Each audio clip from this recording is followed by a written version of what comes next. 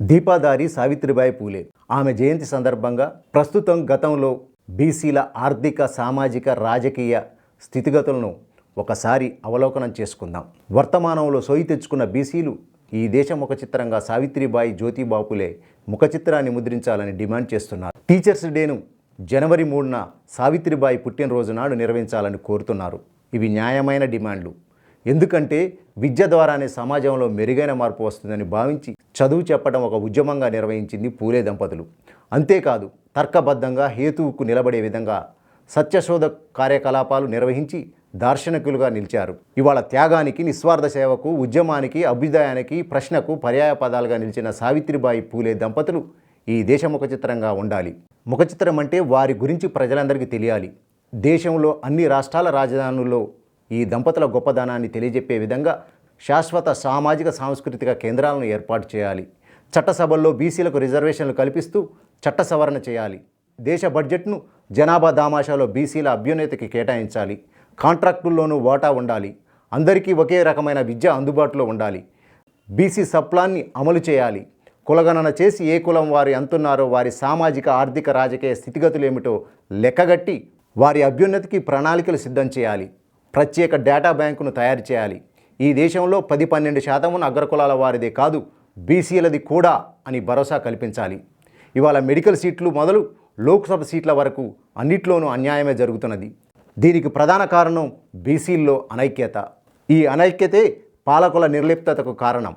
బహుజనులు సంఘటితం కావడానికి సావిత్రిబాయి పూలే లాంటి జీవిత చరిత్రలు ఒక చోదక శక్తిగా పనిచేస్తాయి.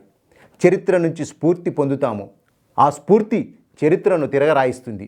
జ్యోతిబా పూలే, సావిత్రిబాయి పూలే, నారాయణ గురు, కుమరన్ హసన్, గాజుల లక్ష్మీ నరసింహశెట్టి, పార్థసారథి నాయుడు, పెరియార్ రామస్వామి నాయకర్, పిటి త్యాగరాయ శెట్టి, కామరాజ నాడర్, అన్నాదొరై, కరుణానిధి, సామినేని ముద్ద నరసింహన్ నాయుడు, గౌతులచ్చన్న, ప్రగడకోటయ్య, కొండా లక్ష్మణ్ బాపూజీ, బొమ్మగాని ధర్మభిక్షం, బొజ్జం నరసింహులు, సంగెం లక్ష్మీబాయి తదితరుల పోరాటాలు, త్యాగాలు మనకు ఘనచరిత్ర ఉన్నదని తేల్చి చెబుతున్నాయి. అయితే ఈ ఘనచరిత్రను అగ్ర కులాలు, వారి కనుసన్నల్లో నడిచే ప్రభుత్వాలు పట్టించుకోవు. అందుకు బహుజన సోయితో ఐక్యమత్యంగా ఉద్యమాలు చేయాల్సిన సందర్భం ఇది. రాజ్యసభ, లోక్సభ లాబీల్లో, హౌస్ కమిటీల్లో, ఆర్కైవ్స్, సెంట్రల్ హాల్లో ఎంతోమంది విగ్రహాలు, తైలవర్ణాల చిత్రాలు ఉన్నాయి. ఆఖరికి వీర సావర్కర్, శ్యామ్ ప్రసాద్ ముఖర్జీ లాంటి హిందుత్వ ఐడియాలజీని ప్రచారం చేసిన వారి చిత్రాలు కూడా అక్కడ ఉన్నాయి. అలాగే రాజారాం మోహన్ రాయ్, సరోజిని నాయుడు బొమ్మలు ఉన్నాయి. కానీ ఒక బుద్ధుడు, కబీర్, పూలే, జల్కారీబాయి, నారాయణ గురు, అయోతిదాస్, పెరియార్ రామస్వామి నాయకర్, కాన్షీరాం, బీపీ మండల్ ఇట్లా దేశమంతటా ప్రజల ఆదరాభిమానాలు చూరుకుంటున్న వారి చిత్రాలు మాత్రం అక్కడ లేవు. ఇక్కడ చిత్రాలు ఉన్నట్లయితే వారి జయంతి వర్ధంతులను ప్రభుత్వమే ఘనంగా నిర్వహించాల్సి ఉంటుంది. ఇట్లా నిర్వహించడం వల్ల వారి గురించి నలుగురికి తెలిసే అవకాశం ఉన్నది. అది అగ్రకులాల వారికి ఇష్టం లేదు. కాబట్టే బహుజన స్ఫూర్తి ప్రదాతలను విస్మరించిండ్రు. ప్రజాస్వామ్యానికి మూలస్తంభమైన పార్లమెంటులో బహుజనులకు ఎట్లాగో స్థానం లేదు. కనీసం బొమ్మలకైనా జాగా ఉంటుందనుకుంటే అది కూడా అడియాసే అయ్యింది. నిజానికి దేశ ముఖ చిత్రంగా, సేవకు, త్యాగానికి ప్రతీకగా సావిత్రిబాయి పూలేని గుర్తించాలి, కీర్తించాలి. అట్లాగే కరెన్సీ నోట్లపై కేవలం గాంధీ బొమ్మ మాత్రమే ఎందుకున్నది, అంబేద్కర్ బొమ్మ ఎందుకు లేదు అని పాలకులను నిలదీయాల్సిన అవసరం ఉన్నది. ప్రథమ స్వాతంత్ర సంగ్రామంలో పాల్గొన్న వీరవనితిగా ఝాన్సీ లక్ష్మీబాయికి పేరుంది. అయితే పోరాట యోధగా తనకు రావాల్సిన గుర్తింపును కోల్పోయిన దళిత మహిళ జల్కారీబాయి గురించి ఇప్పటికైనా అందరికీ తెలియాలి. ఉత్తరప్రదేశ్ ప్రజల నాలుకలపై మాత్రమే బతికి ఉన్న వీరవనిత ఓదాదేవి. ప్రథమ స్వాతంత్ర సంగ్రామంలో పాల్గొన్నది. ఆమెకు కూడా తగిన గుర్తింపు దక్కలేదు.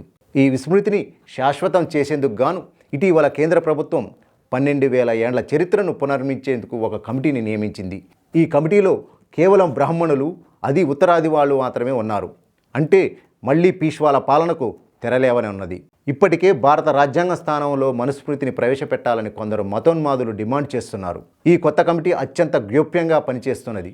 మొన్న సెప్టెంబర్లో లోక్సభ క్వశ్చన్ అవర్లో కేంద్ర మంత్రి ప్రహ్లాద్ పటేల్ బహిరంగపరిచినంత వరకు ఈ విషయం ఎవరికీ తెలియదు. ఇట్లా బ్రాహ్మణులు రాసే చరిత్రలో బహుజనులకు ఖచ్చితంగా న్యాయమైన స్థానం దక్కదు. ఆధునిక భారతదేశంలో దాదాపుగా 170 ఏండ్ల నుంచి, అంటే పూలే దంపతులు ప్రజాక్షేత్రంలోకి ప్రవేశించిన నాటి నుంచి బ్రాహ్మణాధిపత్యంపై పోరు జరుగుతుంది. ఈ పోరాటం ఇంకా ఆశించిన ఫలితాలు సాధించలేదు. ఈ ఆధిపత్యాల వల్ల ఇవాళ భారత రాజ్యాంగం, ప్రజాస్వామ్యం, నైతిక విలువలు, మానవ హక్కులు, ఎన్నికలు, జ్యుడిషియరీ, ఎగ్జిక్యూటివ్, మీడియా దేనికి విలువ లేకుండా పోయింది. దేశ ప్రజాస్వామ్య భవనం స్వేచ్ఛ, సమానత్వం, సౌభ్రాతృత్వం అనే భావనల పునాదులపై నిలబడి ఉన్నది. దీన్ని మతోన్మాదులు వారికి అండగా నిలిచే బ్రాహ్మణాధిపత్యం శిథిలావస్థకు తీసుకొచ్చింది. ఈ శిథిల సౌధాన్ని పునాదుల నుంచి పునర్నిర్మించాలంటే లౌకిక భావనలు, సేవా తత్పరత, విద్యావశ్యకత అవసరాన్ని ఘంటాపదంగా చెప్పాలి. హింస, మనువాద బ్రాహ్మణాధిపత్యాలను నిరసిస్తూ ప్రజలను చైతన్యపరచాలి. ఇందుకు స్ఫూర్తి పూలే దంపతుల నుంచి స్వీకరించాలి. అయితే ఇంకా చరిత్ర పుటల్లో ఎలాంటి గుర్తింపు, గౌరవానికి నోచుకొని బహుజనులు ఎందరో ఉన్నారు. వారిని సైతం స్మరించుకోవాలి. నిజానికి చరిత్రలో బహుజన యోధులకు, వీర వనితలకు, సామాజిక ఉద్యమకారులకు, స్ఫూర్తి ప్రదాతలకు చరిత్రలో న్యాయమైన స్థానం దొరకలేదు. కాదు బ్రాహ్మణాధిపత్యం దొరకకోకుండా చేసింది. ఇట్లా మనకు తెలియకుండా చేసిన మన చరిత్రను మనమే నిర్మించుకోవాలి. విస్మృతి నుంచి ఎరుకలోకి తీసుకురావాలి. మన కోసం తమ సర్వస్వం త్యాగం చేసి నిస్వార్థంగా ఉద్యమ స్ఫూర్తితో భౌతిక దాడులకు సైతం వెరవకుండా పనిచేసిన వారిని తలుచుకోవాలి, తలకెత్తుకోవాలి. అట్లాంటి విస్మరణకు గురైన వారిలో ముందుగా స్మరించుకోవాల్సిన దీపాదారి, దార్శనిక మహిళ సావిత్రిబాయి పూలే.